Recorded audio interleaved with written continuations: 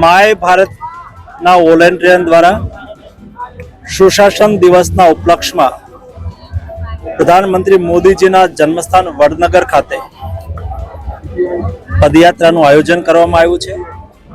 યુવાઓ દ્વારા આ પદયાત્રાથી સુશાસનનો સંદેશ, યુવાઓ દ્વારા વિકસિત ભારતમાં ભાગીદારી, બંધારણ પ્રત્યે યુવાઓનું કર્તવ્ય, એ સંદેશ આ પદયાત્રા દ્વારા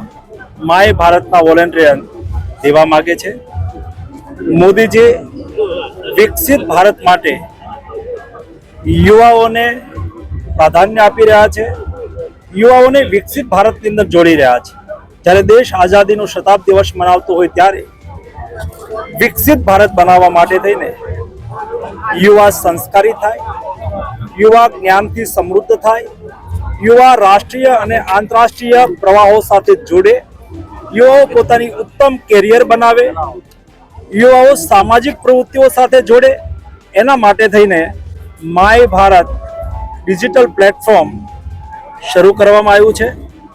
એ પ્લેટફોર્મ પર જોડાયેલા યુવકો દ્વારા આજના કાર્યક્રમનું આયોજન થયું છે। એ યુવકોને પ્રોત્સાહિત કરવા માટે,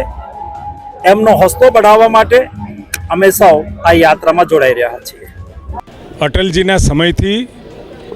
સરકાર અને સુશાસનની વ્યવસ્થાઓ ચાલુ થઈ હતી અને સુશાસનને સરકાર સાથે અને લોકો સાથે જોડવાનો વિષય અને 25મી ડિસેમ્બરે એમના જન્મદિને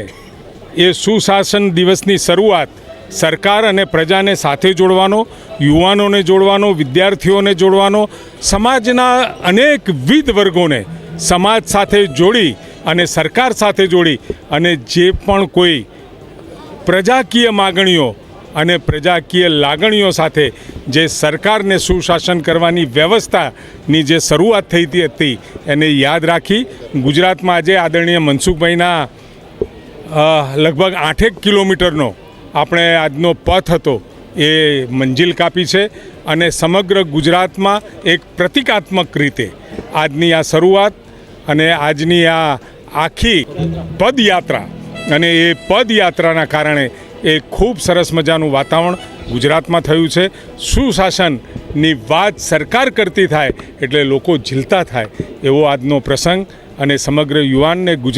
ગુજરાતીઓમાં આ પ્રસંગ અને આજનો દિવસ એ આવતા સમયનું એ પ્રતીક છે।